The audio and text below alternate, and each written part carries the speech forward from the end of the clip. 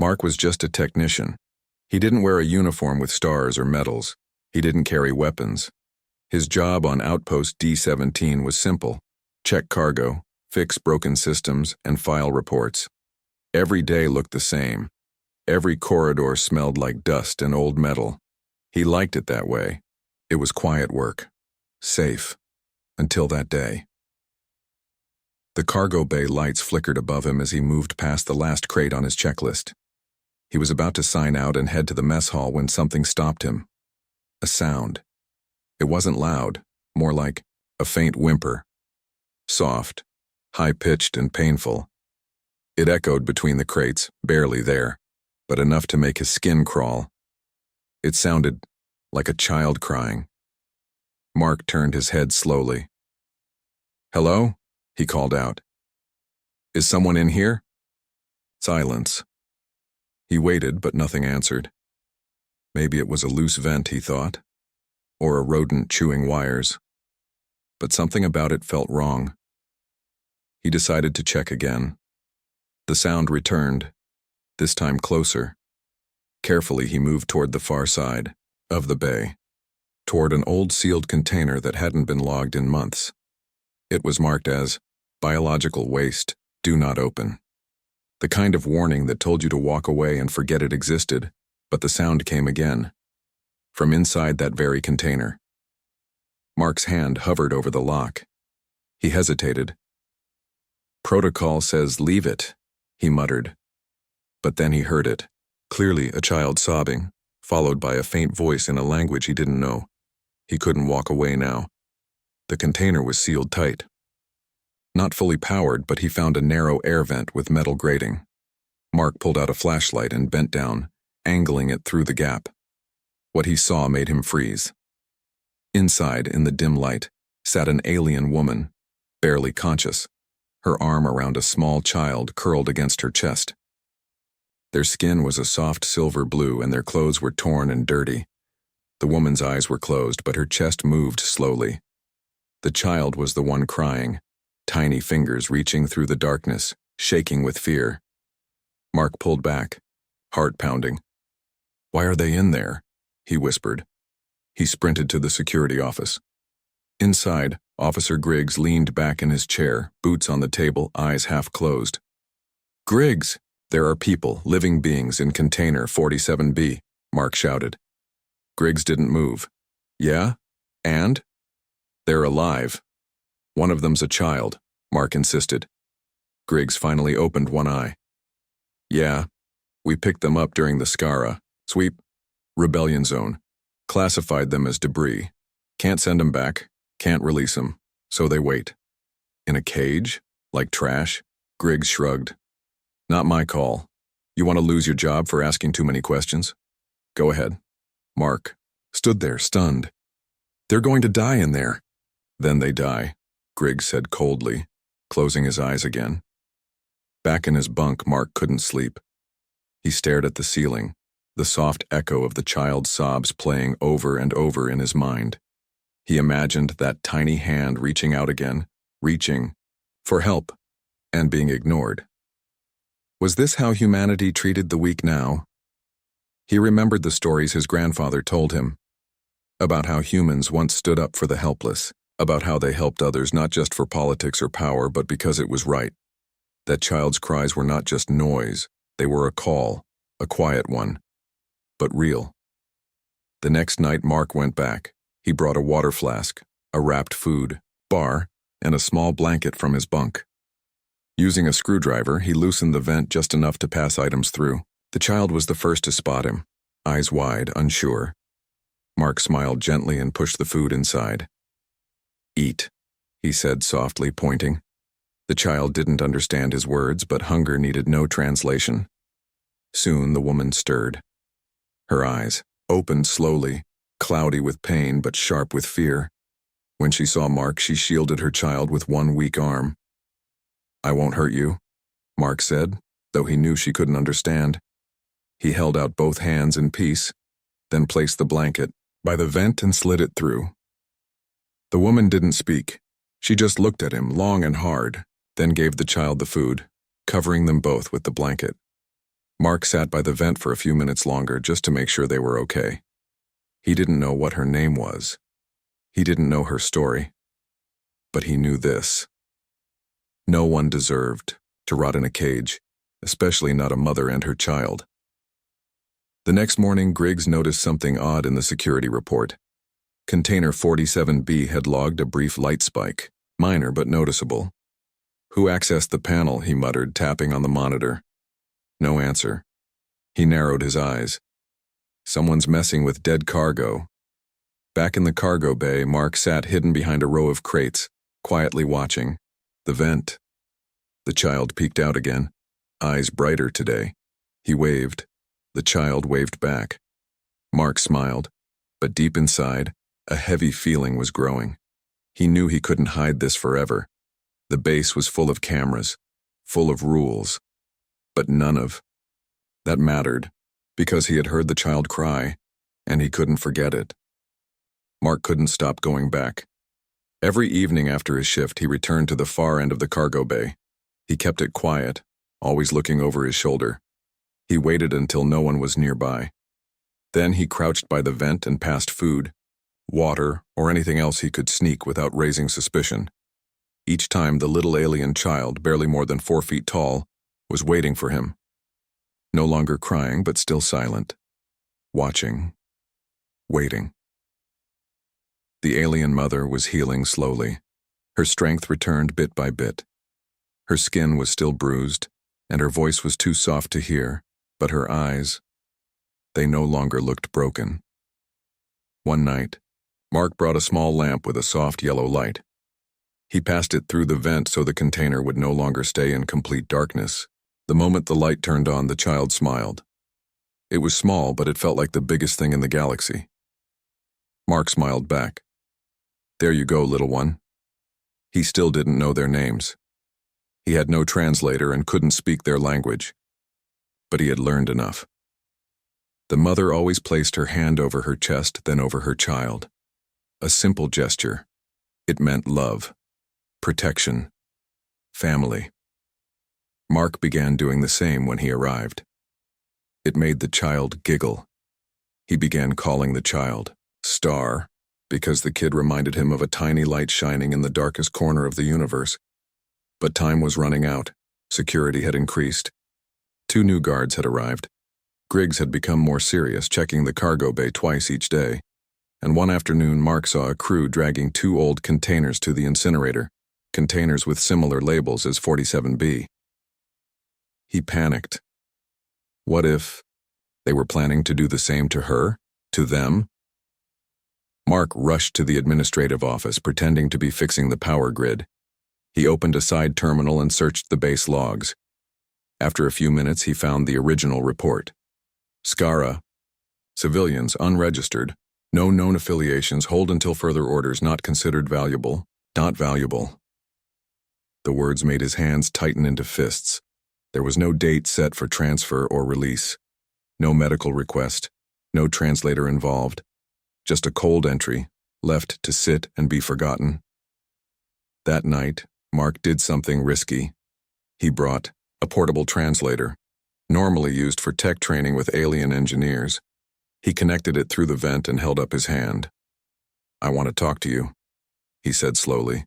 It took a few tries. The device clicked, buzzed, and adjusted until the woman's voice finally came through, quiet and unsure. "I hear you." Mark's breath caught. "What's your name?" he asked. She blinked. "Saya." He looked at the child. "And your little one?" The woman hesitated, then said, "Mira." Mark repeated both names. "Saya. Mira." He smiled. "Beautiful names." Saya looked at him carefully. "Why do you help us?" He paused. "Because it's wrong, what they've done. You deserve to live, to be safe, to be free." Saya closed her eyes briefly as if those words were too big to carry. Then, softly, she said, "My mate was a healer. He stayed behind to help others escape. He told me to run. But they caught me. They did not care." Mark lowered his head. "I care." That night they talked for an hour. Short words, slow sentences. But for the first time, they understood each other. 2 days later, Griggs called Mark into his office. "You've been working extra hours in the cargo sector," Griggs said. "Yes, just some maintenance checks," Mark replied calmly. Griggs raised an eyebrow. "Strange, because nothing's broken there." Mark tried not to look nervous. "Maybe that's why it stays working." Griggs stared at him for a long time. "Stay out of places you're not supposed to be. We've got orders from Central to clean house, no questions." "What kind of orders?" Mark asked. "The kind where we stop wasting time and resources on cargo that can't talk or pay," Griggs said bluntly. Mark's chest tightened. "You're talking about people." Griggs shrugged. "Not my label.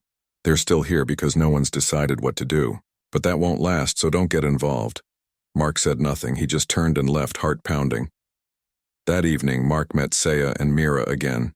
He told them what he'd heard. "They want to erase the problem," he said. "They don't want to care." Saya nodded sadly. "This happens to many like us." "Not this time," Mark said. "I won't let them." He pulled out a folded sheet, a map of the outpost's hidden maintenance tunnels. "I'm going to move you. Somewhere. Safer. Somewhere quiet. You'll have fresh air, heat, and a bed." Saya looked uncertain. "They will come for you." "I know," he said. She placed her hand over her chest. "You are not like the others." Mark smiled faintly. "I'm not a soldier. I'm not a leader. But I'm human. That has to mean something." Late that night, he made his move. He unlocked the container using a stolen code and helped them crawl out for the first time in weeks. Mira held tightly to his neck, too weak to walk. Saya followed close, limping slightly, her hands shaking. Mark led them through the lower tunnels, avoiding cameras and guards. They passed old machines, dark walls, and thick cables, but Mira was smiling. She was free. They finally reached a small maintenance bay rarely used. He had turned it into a shelter. Blankets, food, a heater, even a soft cot. It wasn't perfect, but it was a home. "You'll be safe here," Mark said. "For now." Saya touched his hand gently. "You are our light in the dark." Mark swallowed. "Just hang on. I'll find a way to get you out of this place. I promise." He didn't know how yet, but he knew this. He couldn't stop now. Mark had never broken so many rules in his life. Every day now was a quiet battle. He worked his normal shifts, fixed what needed fixing, and smiled when anyone passed by. But when no one was watching, he checked on Saya and Mira. He brought supplies. He listened to their stories. The maintenance bay where they now hid was small, but it was safe. It had power, heat, and a hidden wall vent that carried fresh air. Mark had even installed an emergency panel so he could speak to them directly. Each night, Mira greeted him with bright eyes and a little wave. The fear in her had faded. She had begun to hum soft tunes, probably lullabies she remembered from home. Mark couldn't understand the words, but they were beautiful. Saya was healing too. Her voice had grown stronger, her injuries were better, and her heart, though still guarded, seemed to open more each day. Mark learned that she once taught music in a temple before the war. Her people had lived peacefully but were caught between two powerful factions. When her husband died during an attack, she had grabbed Mira and run. She was captured not long after. "What happened to the others?" Mark asked during one late-night talk. "Some escaped," Saya said quietly. "Some were taken. Some never made it." Mark looked down. "I'm sorry." "You are different," Saya said. "You listen." Mark didn't know what to say, so he just nodded. But trouble was building. Officer Griggs had grown more suspicious. He started checking logs more often. He even brought in a new scanner that could detect power signatures in closed zones. One afternoon, Mark returned from his shift to find the entrance to the cargo sector blocked off by 2 guards.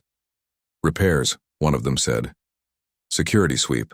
Mark's heart dropped. That was the route he used to reach Saya's hiding place. He acted calm and returned to his bunk.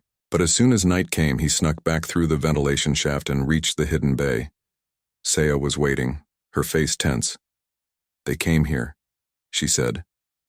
They walked near the door. Mira was frightened. "She's okay now?" Mark asked. Saya nodded. "Sleeping." Mark leaned against the wall. "We're running out of time." That night, Mark made a decision. He had to go public. Not with the entire galaxy, but with someone who had influence, someone who could help. He knew it was a risk, but hiding them forever wasn't a solution. He recorded a short video clip, 1 minute long, showing Saya's face, Mira's drawings, and her soft voice saying, "We only want to live." He attached a message. "These are civilians, not enemies. This is how we're treating them. I can't stay silent." Then, using a hidden uplink, he sent it to a civilian news network, one known for covering refugee stories. He didn't sign his name.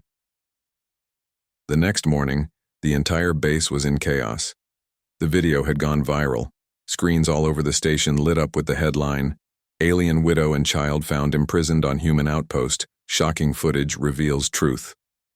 Mark watched from the corner of the mess hall, pretending to be just as surprised as the others. Griggs was furious. "Who leaked this? I want a full system check. This is a direct attack on Central Command."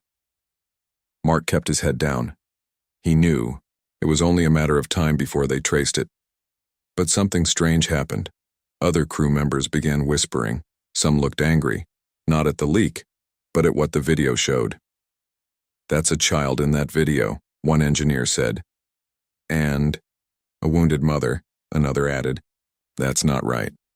By lunch, 2 guards had stepped back from their posts, saying they wanted no part in child detention. By evening, a message from High Command arrived. "Pause all action on Outpost D-17. Incoming investigation.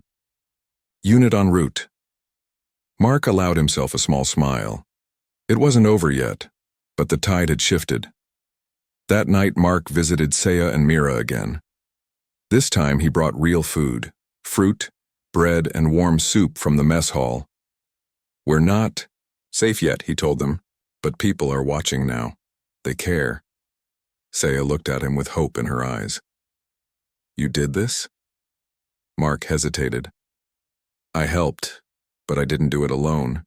You did it, just by being strong." She reached over and gently touched his arm. "You gave us light." Mira climbed into his lap and showed him a new drawing. It was of the 3 of them, Saya, Mira, and Mark, standing in front of a bright sun. In her small alien letters, she had written something. Saya translated, "Family." Mark's throat tightened. "I'm not family," he said softly, but Saya smiled. "You are to us." 2 days later, the investigation team arrived.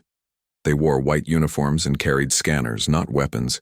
Their leader, a calm older woman named Director Elin, took control of the outpost immediately.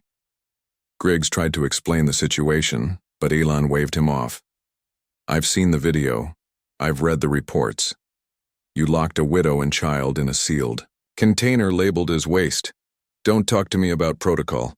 Mark was summoned for questioning. He told the truth. "Not everything, but enough. I heard the child crying," he said. "That's all. And I knew I had to act." Ilan stared at him for a long moment, then she asked, "Do you regret it?" "No," Mark said firmly. She nodded. "Good. Because this base forgot something important. Humanity." By nightfall, the IUM orders had changed. Saya and Mira were granted protection under the refugee treaty. A shuttle was arranged to take them to a civilian colony where alien families lived safely. Medical help and food would be provided. Before they left, Saya held Mark's hand. "You changed everything," she whispered. "I just did what anyone should," he said. "No," she replied. "You did what only the best do." Mira hugged him tightly. "Protect her," she whispered in her own tongue. Mark held her gently, then watched as they boarded the shuttle. As the engines roared and the ship lifted into the sky, Mark stood alone. On the launch deck, his heart heavy, but full. He had heard the cry in the dark. And now, they were free. Mark thought it would end when the shuttle lifted off and carried Saya and Mira away. He thought maybe things would go back to normal, that he could quietly return to his duties, clean engines, fix systems, and stay out of trouble. He was wrong. 2. Days after the investigation team left, another shuttle arrived, this one darker, heavier, with red markings on the hull. It belonged to Central Command, and the men who stepped out wore black armor and mirrored visors. Mark watched from a distance, his chest tight. Their leader introduced himself as Commander Rylance. He didn't smile. He didn't ask questions. He simply walked into Officer Griggs' office, shut the door, and didn't come out for a full hour. By the end of that meeting, Griggs looked nervous. Word spread fast. Central Command didn't approve of the leak. And while the public was praising the video, Command was focused on how it had gotten out. That night, Mark returned to his bunk and found his locker open. His tablet was gone. His data chip drawer had been cleaned out. He knew then. They were looking for proof, for the source. And they were looking at him. The next morning, Commander Rylance called an assembly. All workers, engineers, and guards were gathered in the main hall. Rylance stood at the front, arms behind his back.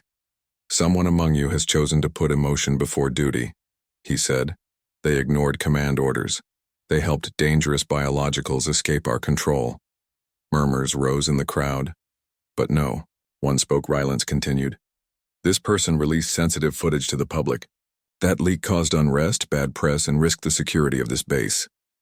He paused, letting the silence grow. "We will find out who it was, and when we do, there will be consequences." Then he left the hall, his message clear. Mark looked around. Some of the crew avoided his eyes. Others looked at him sadly. A few, like Griggs, looked angry. Mark returned to the storage sector, heart pounding. He knew he couldn't stay silent anymore. That night, he accessed the emergency broadcast terminal. It was a risky move. The terminal had a delay filter. It sent recordings to command for approval before public release. So Mark didn't send a recording. He sent a live message. He stood in front of the camera, wearing his dusty uniform, and said, "My name is Mark. I'm a technician on Outpost D-17. A few days ago, I found an alien mother and her child locked in a sealed container. No air, no light, no care. They were labeled as waste." He looked straight at the camera. "I helped them escape, and I don't regret it," he continued, voice steady. "They weren't enemies. They weren't threats. They were innocent. And I couldn't watch them die just because someone said they didn't matter. I don't care about rules if the rules tell us to ignore suffering. Humanity is not a list of commands. Humanity is what we do when no one's watching." He paused, then added, "If you think I should be punished, I'm here. But I won't be silent. I won't pretend I didn't hear a child crying." Then he ended the broadcast. The next few hours were chaos. The live feed spread quickly. Dozens of colonies picked it up. Civilian networks replayed it. Social media filled with messages of support, but on the outpost, the mood was tense. Griggs confronted him first. "Do you have any idea what you've done?" "Yes," Mark said calmly. "I told the truth." Commander Rylance came next. This time with 2 guards. "You're under arrest," Rylance said, "for disobedience, breach of security, and endangering classified operations."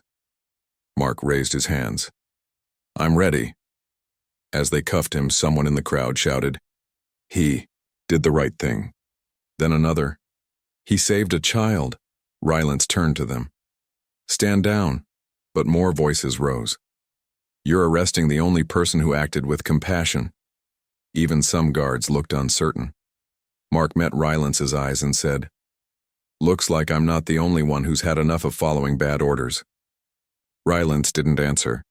He just ordered Mark to be taken to holding. In the small metal cell, Mark sat alone, but he wasn't afraid. He had done what was right. If this was the cost, so be it. He thought about Mira, her little hands drawing suns and stars.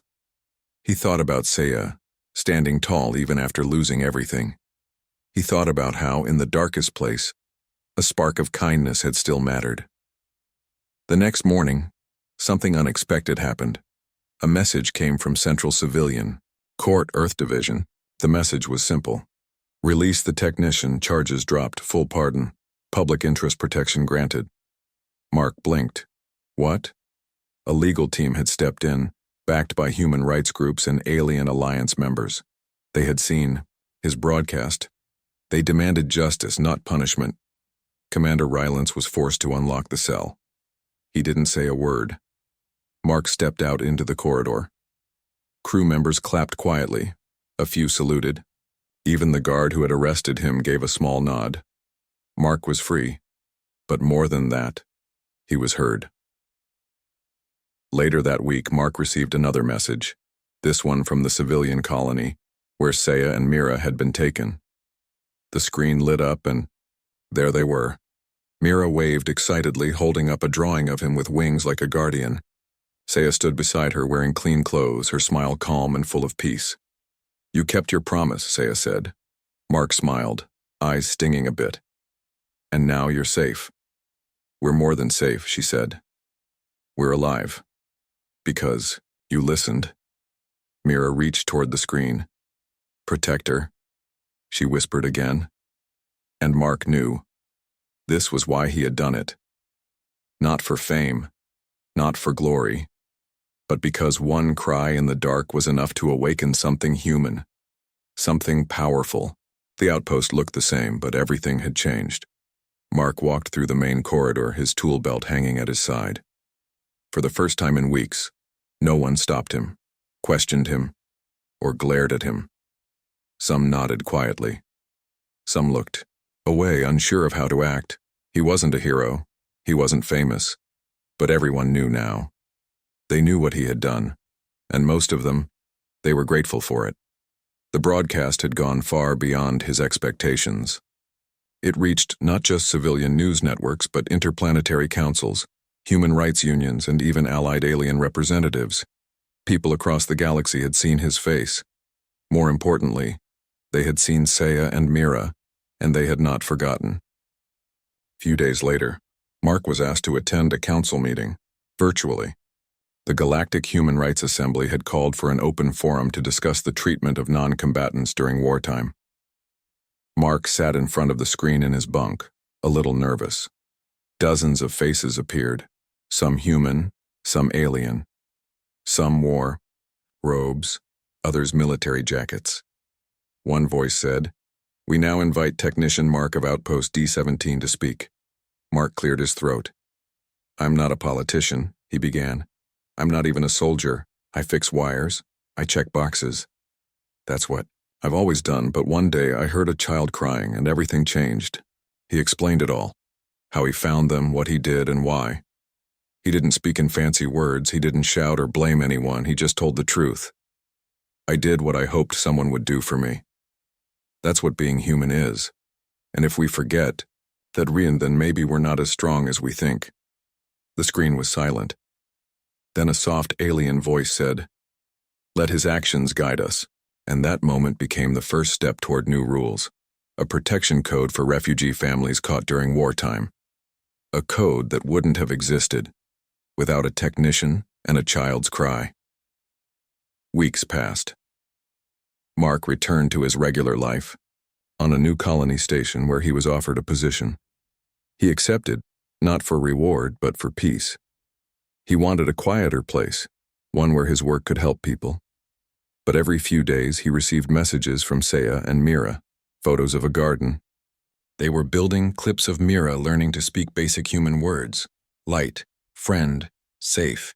One message showed Mira holding a drawing of Mark with a big yellow sun behind him.